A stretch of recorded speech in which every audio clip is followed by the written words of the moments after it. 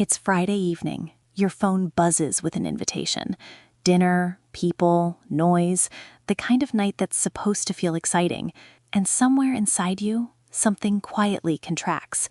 Not because you don't care about the people, not because you're broken or cold or antisocial, but because the moment you imagined walking back through your own front door at the end of that night, the relief you felt was bigger than any excitement the invitation offered.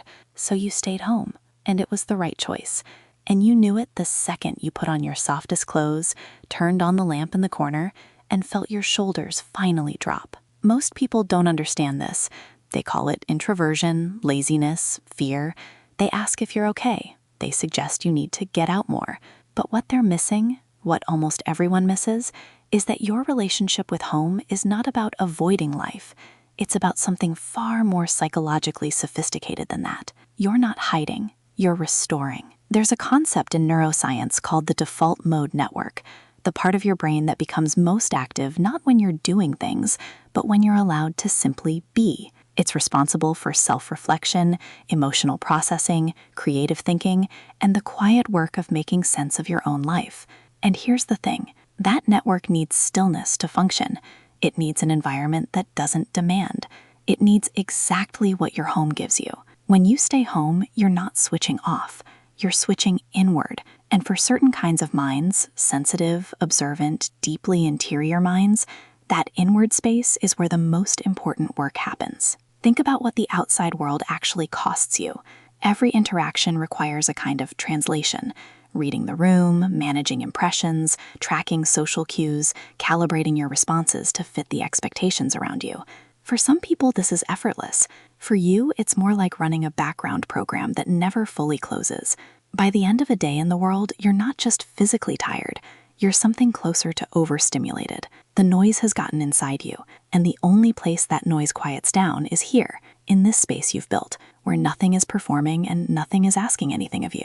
Psychologists call this sensory and social recovery, and it's not a flaw in your wiring. It's actually a sign of a nervous system that processes deeply rather than broadly. You take more in, you feel more of it, which means you also need more time to metabolize it. But there's something else happening in your love for home that goes beyond recovery, something more intentional, more architectural. You haven't just found a place to rest, you've built a world. The lamp in the corner isn't just a lamp, the books on the shelf aren't just books, the blanket, the mug, the particular order of things on your windowsill, these aren't decorations, they're a language. A private language that says, here I am safe. Here I know who I am. Here nothing can destabilize me. This is what psychologists call environmental identity, the way we use physical space to reflect and reinforce our sense of self. Your home is not separate from you. It's an extension of your interior world made visible. When you arrange it, tend to it, return to it, you're engaging in an ongoing act of self-definition. You are saying, quietly and with great intention, this is what I value. This is what I need. This is the world I choose. And there's something remarkably healthy in that, even if the culture around you calls it withdrawal. There's also the matter of control, not control in the rigid, fearful sense, but in the deeper sense of agency. The outside world is largely not yours to shape. Its pace, its noise, its demands, its unpredictability.